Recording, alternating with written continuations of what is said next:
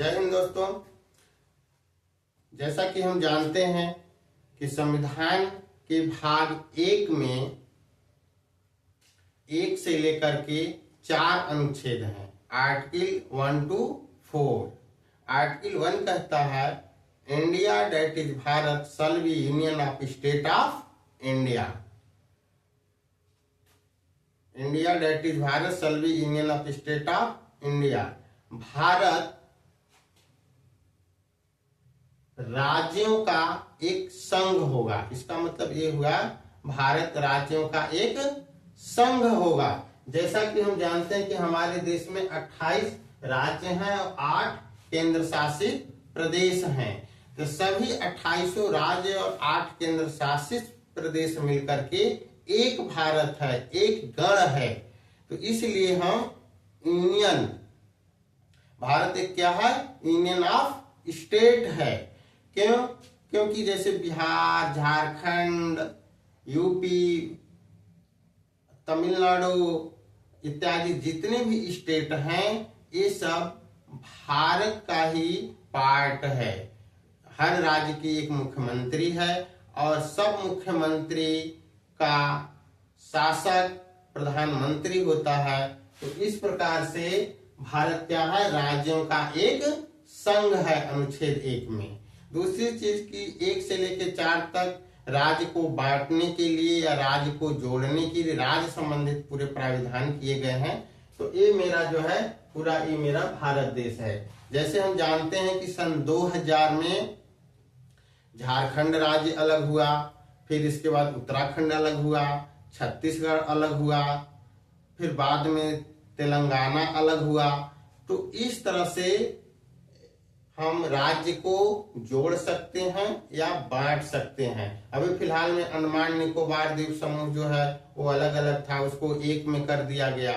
तो 1 से लेकर के अनुच्छेद 1 से लेकर के अनुच्छेद 4 तक हम जो है संविधान के अनुसार किसी भी स्टेट को हम छोटा बड़ा कर सकते हैं, उसको हम जोड़ सकते हैं किसी भी स्टेट को किसी में, किसी की सीमावर्ती जगह को या किसी भी सीमावर्ती जगह को हम अलग स्टेट में हम उसे ऐड कर सकते हैं। तो ये मेरा संविधान में प्राविधान है। हमारा जो देश की जो जनसंख्या है, हम जानते हैं कि 140 करोड़ जनसंख्या वाला विशाल देश है, जिसमें कि बाबा साहब डॉक्टर भीमराव अंबेडकर ने 6743 जातियों को SC, ST, OBC के अंतर्गत, माइनॉरिटी के अंतर्गत ये सब डिवाइड किया था संविधान के अंतर्गत।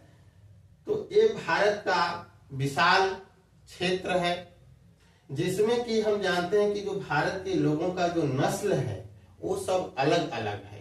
क्योंकि हम जब बिल्कुल साउथ में चले जाएं तो वहाँ के लोगों की नस्ल अलग है, गढ़वाल के लोगों की नस्ल अलग है, मध्य भारत के लोगों की नस्ल अलग है, उत्तरी भारत के लोगों की नस्ल अलग है। तो इस तरह से भारत के जो लोग रहने वाले हैं अलग अलग नस्ल के लोग हैं, जिसमें कि कुछ नस्लों को हम बताना चाहेंगे। जिसमें कि पहला है प्रोटो ऑस्ट्रेलॉयड प्रजाति। जैसे गायों की प्रजाति होती है ना, जर्सी होती है, फिर क्या होता है उसमें साहिवाल होता है, थापर होता है। इस तरह से कई प्रजातियां होती हैं गायों में। उसी तरह से मानव की भी प्रजातियां हैं। पहला क्या है?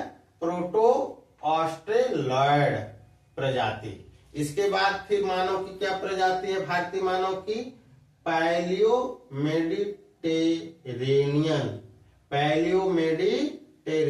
प्रजाति के भी लोग हैं। इसके बाद काके सायड प्रजाति के लोग हैं। फिर निग्रोइड प्रजाति के भी लोग यहाँ पे हैं, और मंगोलॉयड। इतने प्रजाति के लोग भारत में निवास करते हैं।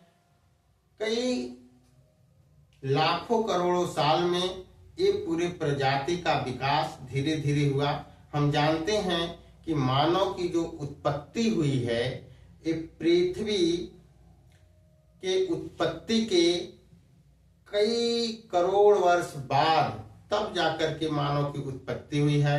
हम जानते हैं कि मेरा जो पृथ्वी है वो सूर्य का ही एक टुकड़ा है। कई करोड़ों वर्ष जो है हमारा पृथ्वी गर्म रहा, बाद में धीरे धीरे ठंडी हुई। हाइड्रोजन, हीलियम इत्यादि गैसों का निर्माण होते होते हाइड्रोजन ऑक्सीजन का संलयन होने से काफी वर्षा हुई, पृथ्वी ठंडी हुई। इसके बाद समुद्र बने, पृथ्वी में संकुचन हुआ।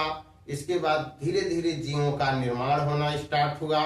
छोटे छोटे एकोष्कीय जीव के निर्माण को होने से समुद्र में फिर जीवों का धीरे धीरे विकास होने लगा। करोड़ों साल में जीवों का विकास हुआ। इसके बाद इसी में से जो है, जैसे डार्विनवाद का सिद्धांत, विकास का सिद्धांत पढ़ें तो मानव का विकास धीरे धीरे हुआ है। जैसे आज जो हम बंदरों की जो प्रजाति है, मनुष्य की उत्पत्ति बंदरों से माना जाता है, लेकिन जो आज के जो बंदर देखते हैं उस तरह के वो बंदर नहीं थे। वो जो बंदर थे वो साधारण, जैसे गोरिल्ला है, गोरिल्ला आज के समय में बहुत ही चालाक प्रजाति का बंदर है। तो इस तरह से, इस तरह के बंदरों से मानव का विकास हुआ है। क्योंकि हम जानते हैं कि जो प्रोटो ऑस्ट्रेलॉइड प्रजाति है ये जो है गोरिल्ला के तरह ही था, विकसित था। और पैलियो मेडिटेरेनियन जो प्रजाति था ये भी जो है एक विकसित प्रजाति थी। तो ये धीरे धीरे जो है बंदरों से एक अलग प्रकार की प्रजाति थी जो मानव के रूप में धीरे धीरे वो बढ़ता गया, विकास होता गया। फिर काकेसाइड है, निग्रोइड है और मंगोलायड है। तो पूरे प्रजाति से मानव का भारत में विकास हुआ, न कि आज के जो साधारण बंदर देखते हैं उसके विकास से हुआ। क्योंकि वो बंदर की प्रजाति अलग है और मानव बंदर की जो प्रजाति है ये प्रजाति बिल्कुल अलग है। तो इस तरह से इतने प्रकार की प्रजातियों से भारत की जनसंख्या का विकास हुआ है। धन्यवाद।